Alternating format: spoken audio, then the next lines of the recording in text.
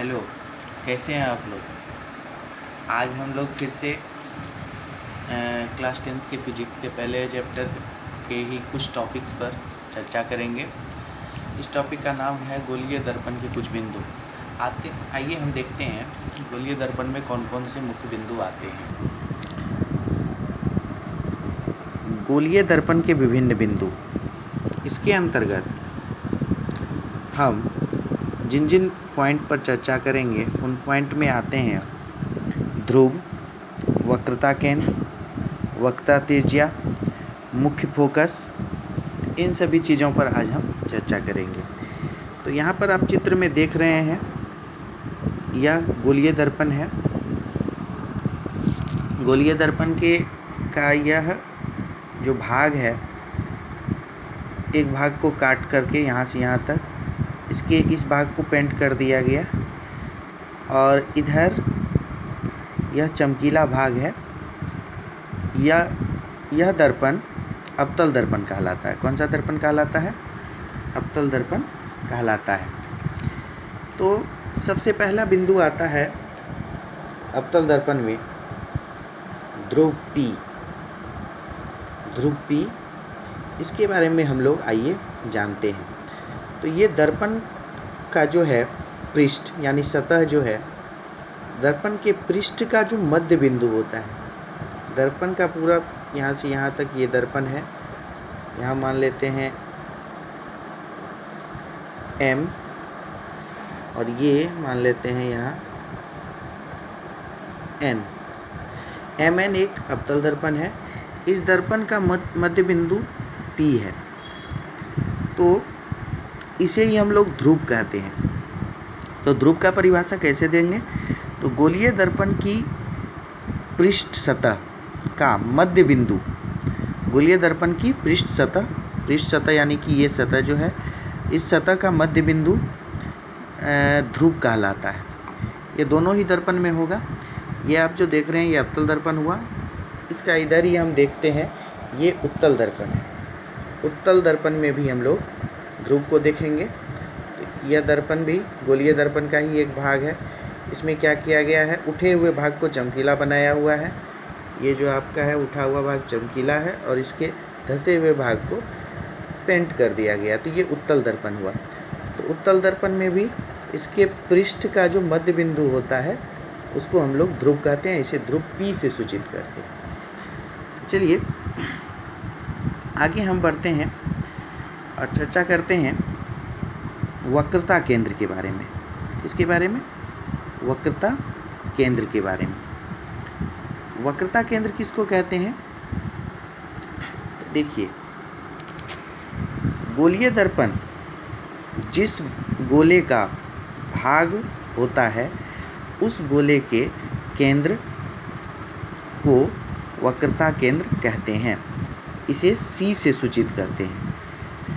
ध्रुव को P से और वक्रता केंद्र को किससे? C से सूचित करते हैं। आइए हम देखते हैं यहाँ पे ये एक गोलीय दर्पण है।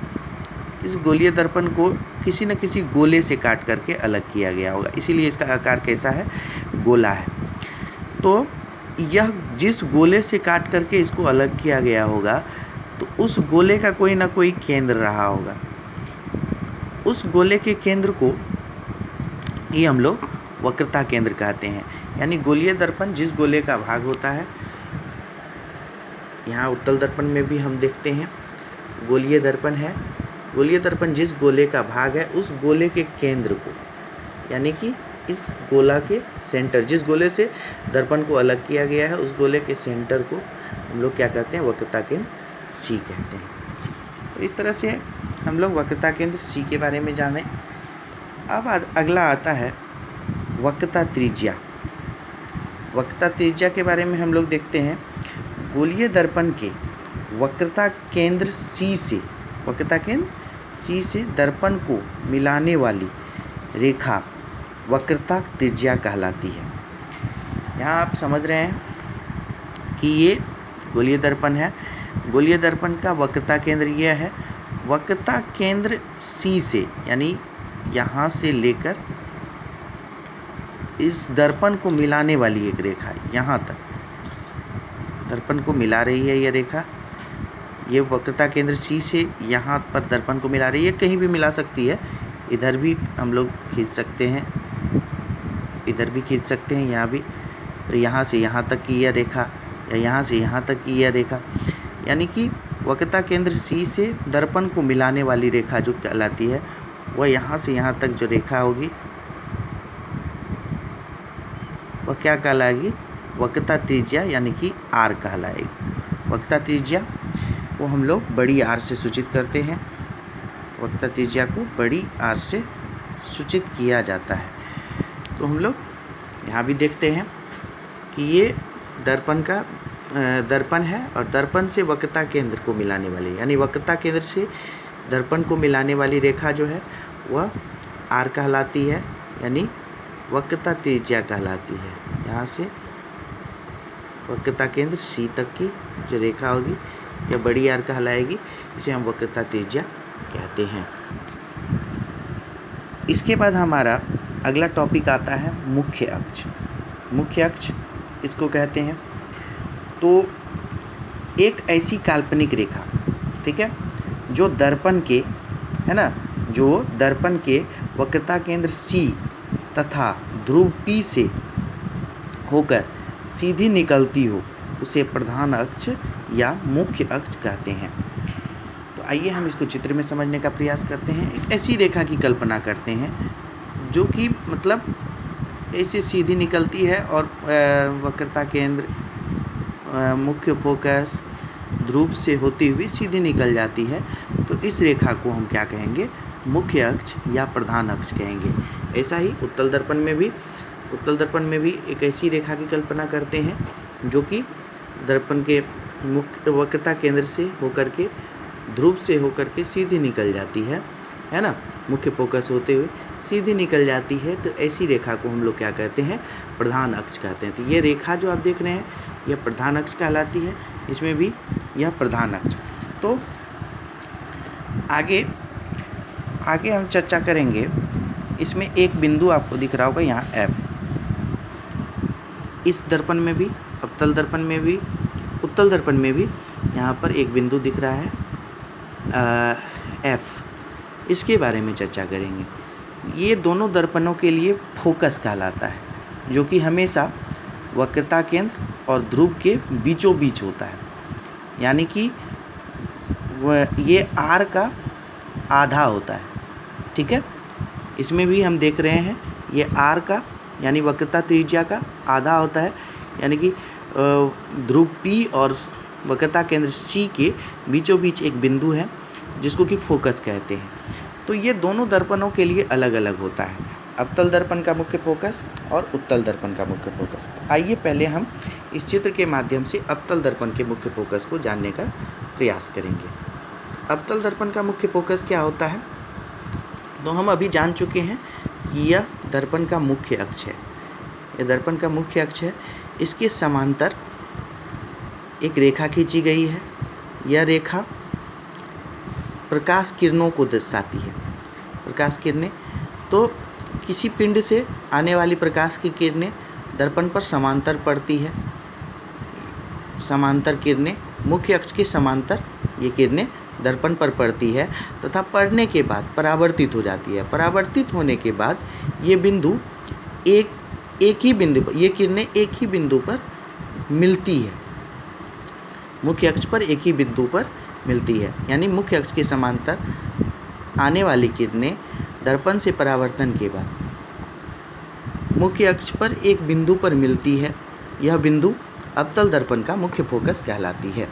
तो इसको हम परिभाषा में इस प्रकार से लिख सकते हैं। अवतल दर्पण का मुख्य फोकस, अवतल दर्पण में मुख्य अक्ष के समांतर आने वाली प्रकाश की किरणें अवतल दर्पण से परावर्तन के बाद जिस बिंदु पर मिलती है उसे अवतल दर्पण का मुख्य फोकस कहते हैं। इसे बड़ी ऐप से सूचित करते हैं, है ना, इसे बड़ी ऐप से सूचित करते हैं। यहाँ भी आप लोग जो P, F और C देखें, ये सारा बड़ा होगा, कैपिटल लेटर में होगा।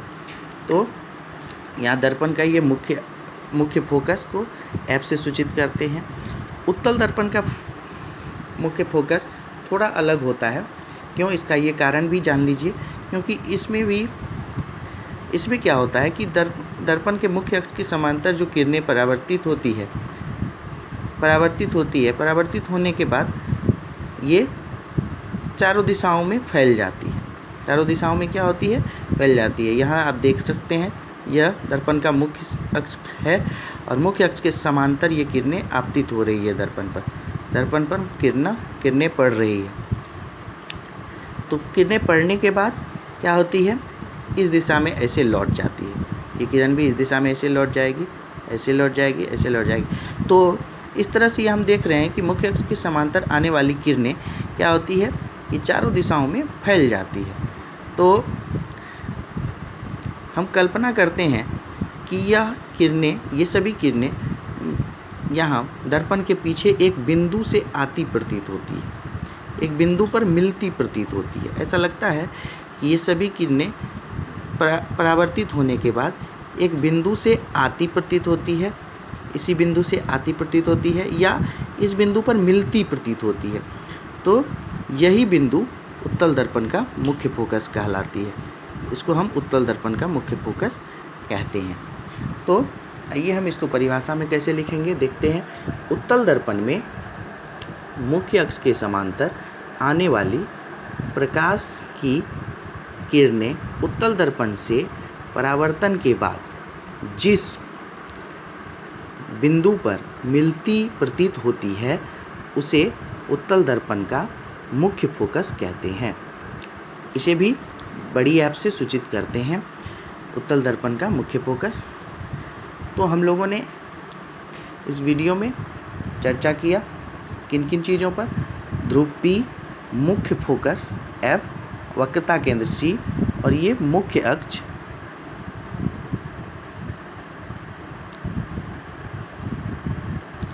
और वक्रता त्रिज्या बड़ी R पर चर्चा किया। तो इस और आगे की बातों पर चर्चा हम अगले वीडियो में करेंगे।